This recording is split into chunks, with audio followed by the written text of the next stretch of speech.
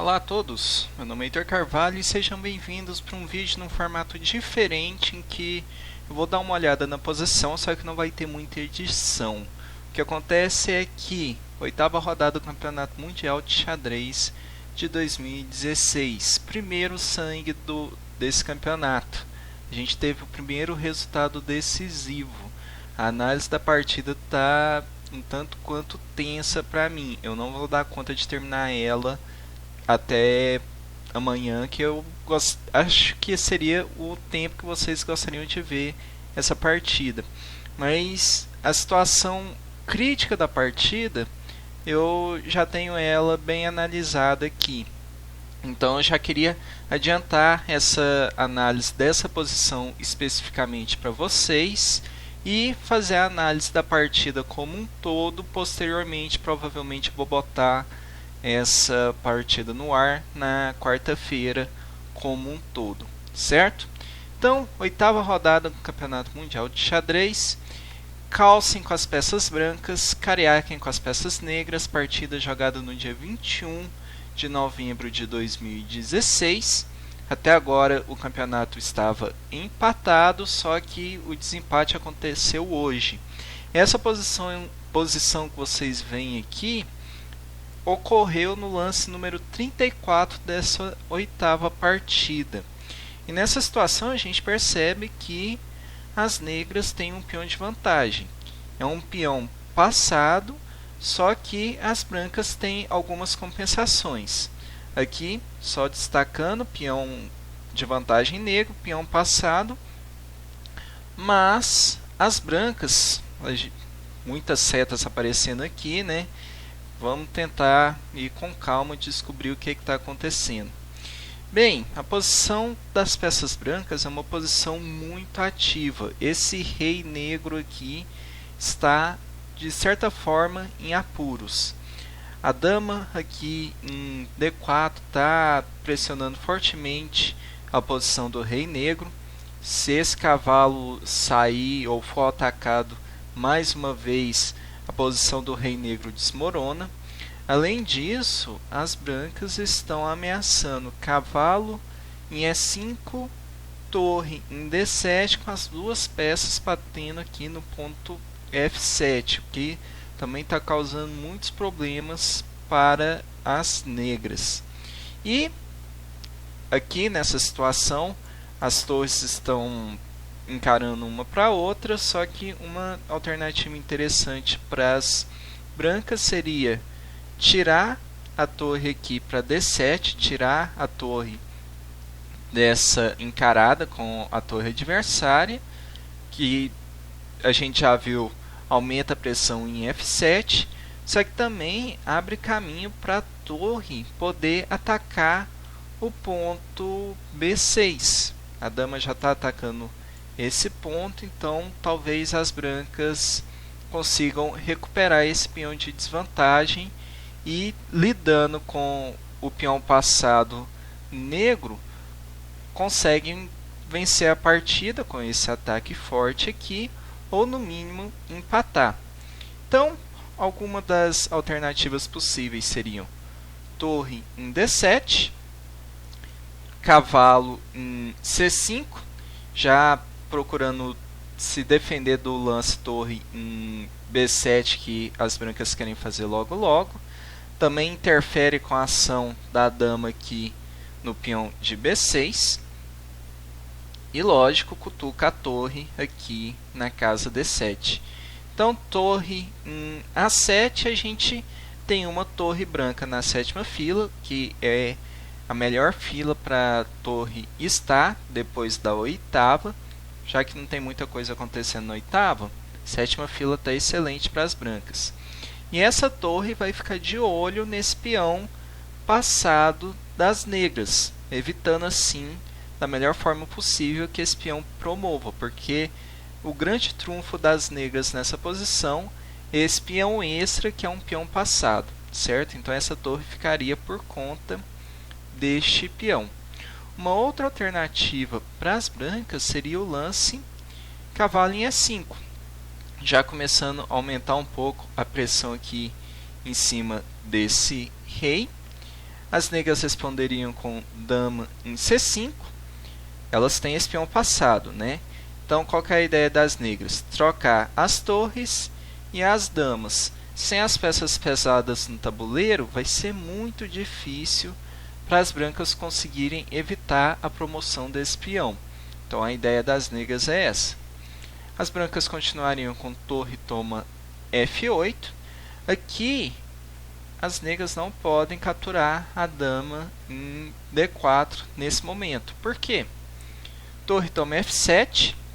Essa torre está sendo apoiada pelo cavalo. De repente, a gente percebe que o rei negro está ficando bastante pelado.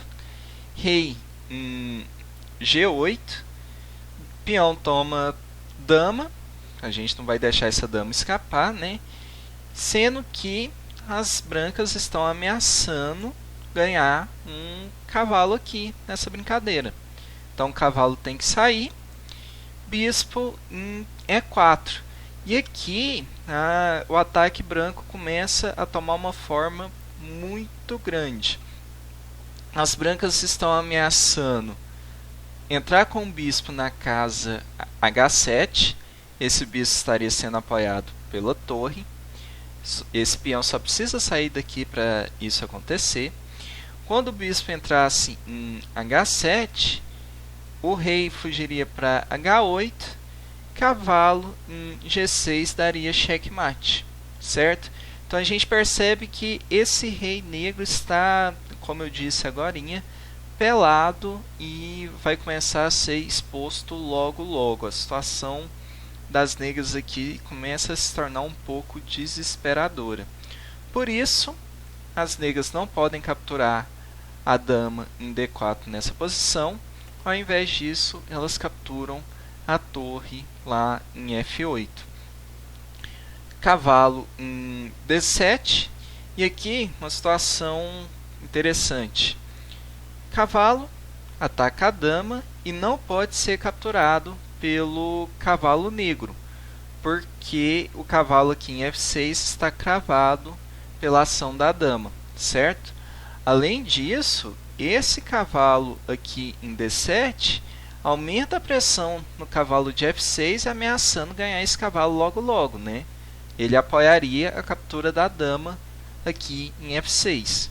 Por causa disso, o único lance nessa situação para as negras seria dama em D7, segurando esse cavalo. Bispo em C6 das brancas, atacando um cavalo em A4. Esse cavalo tem que sair.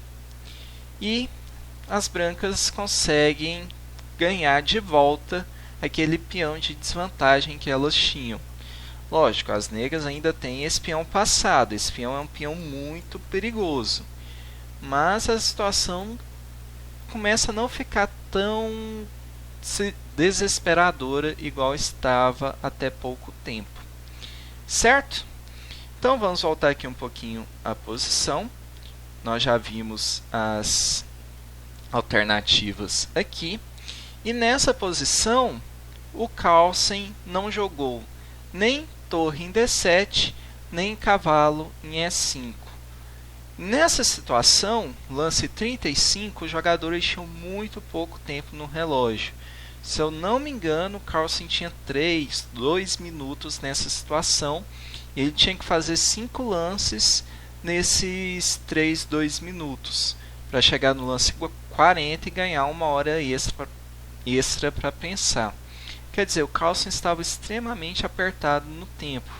E por causa disso, ele cometeu um erro grave. C5 das brancas. Por que desse lance? Eu não sei. A gente percebe que esse peão em C5 está sendo atacado 3 vezes, sendo que ele está sendo defendido apenas uma pela dama. Quer dizer, esse peão vai cair.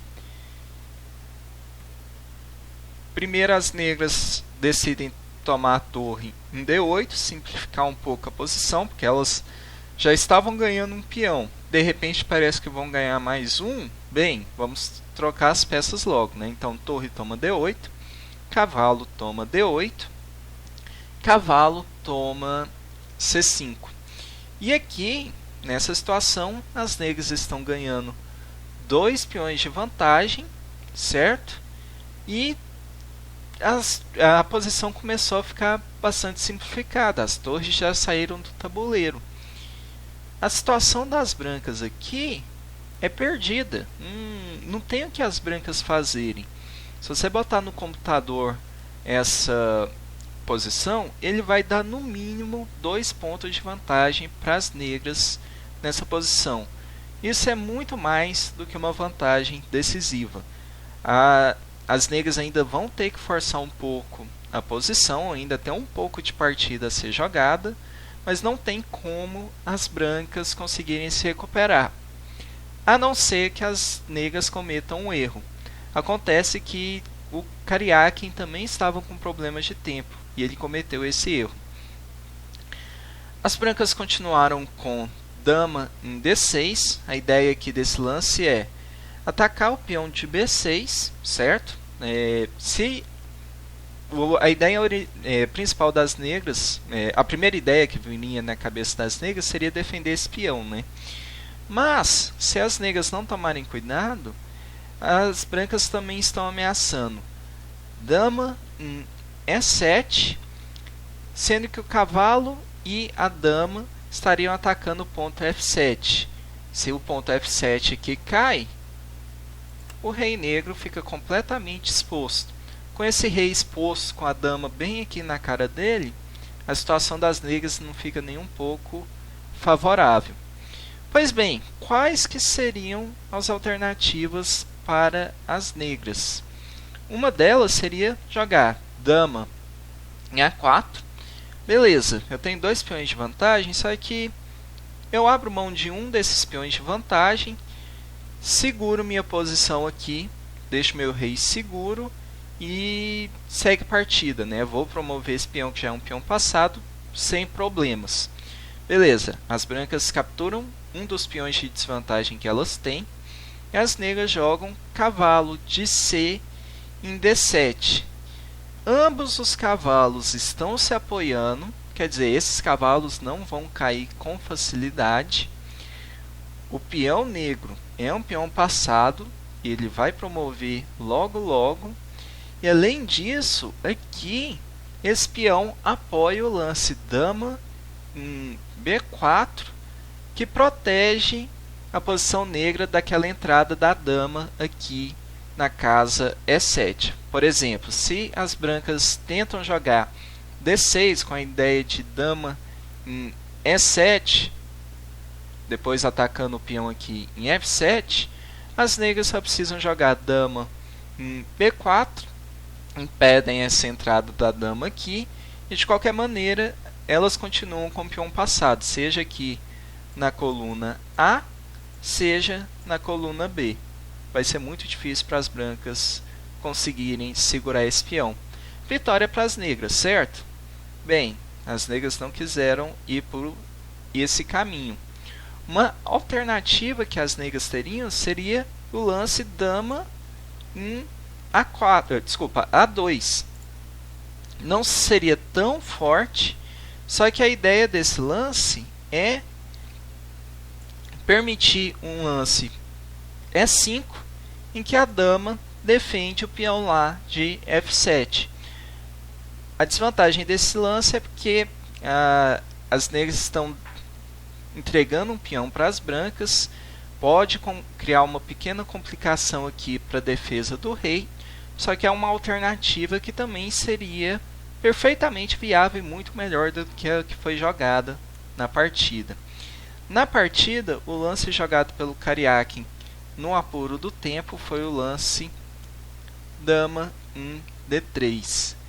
E, de repente, a gente volta a ter uma igualdade nessa posição. Por quê? As brancas têm esse pequeno sacrifício. Cavalo toma E6. Cheque. Karyakin, na conferência de imprensa no final da partida, diz que tinha visto esse lance. Peão toma E6, certo? No momento, além do peão, parece que as negras estão ganhando o cavalo aqui em C5, só que isso é só temporário. Dama em E7, cheque. Rei foge do cheque para G8. Dama toma F6, recupera aquele cavalo de desvantagem. Ok? A4 das negras. Aqui está o lance que o Karjakin disse que não tinha visto no apuro do tempo. Quando ele estava na conferência de imprensa, ele disse que não viu o lance E4 das brancas. O que acontece com E4? Bem, o peão de E4 está sendo apoiado pelo bispo, quer dizer, ele não pode ser capturado aqui pela dama. E esse peão interfere com a defesa das negras aqui no ponto G6. G6 vai cair, o rei negro vai ficar ainda mais exposto. Então, as negras vão ter que voltar para a defesa desse rei, o que causa uma debilidade naquela pressão que as negras estavam tendo agorinha. De repente, esse peão vai ficar sozinho aqui e as negras vão ter que ficar por conta da defesa. Desculpa, a dama negra vai ter que ficar por conta da defesa do seu rei, certo? Então, dama em D7, dama toma G6, cheque, dama em G7, dama em E8, e aqui a gente poderia ter um empate acordado, por exemplo, depois de uma repetição de posições. Seria uma das ideias. Só que não foi isso que aconteceu nessa partida. Pois bem, eu vou parar por aqui agora. Se você quiser ver a análise da partida completa, eu espero vocês na quinta-feira, provavelmente. Hoje é terça? Não, hoje é segunda. Então, na quarta-feira, provavelmente essa partida já vai estar no ar. Se não, no final da noite da terça-feira. Se vocês não quiserem saber o resultado, já saiu do vídeo agora, depois de clicar no botão de gostei. Mas, se você estiver ansioso pelo resultado, bem, eu vou contar agora. Então, já avisei, aviso de spoilers. 3, 2, 1. Pois é, gente. Nós ainda tivemos uma situação muito mais constrangedora para o Carlsen, e o atual campeão mundial de xadrez perdeu a primeira partida do Campeonato Mundial de 2016. Não a primeira. Sofreu a primeira derrota que aconteceu no Campeonato Mundial de Xadrez de 2016. Então o desafiante Sergei Karjakin começou na frente a disputa desse Mundial. Isso a gente já está quase no final da disputa. Faltam agora apenas 4 partidas para o final desse campeonato. O Carlsen com certeza vai voltar com tudo para as próximas partidas e ele vai vir para o tudo ou nada. Empate não interessa mais para o Carlsen. Ele vai jogar pela vitória e vai pressionar, e se for necessário ele vai entrar em situações de risco que podem favorecer o Karjakin. Vai ser uma partida bastante tensa. Vão ser algumas partidas bastante tensas, certo? Então, me desculpem por não conseguir fazer a análise completa tão cedo. Realmente eu tenho que ir com calma. Tem muita coisa para analisar. Eu não quero cometer erros nesse vídeo. Esse vídeo vai ser muito importante para essa série.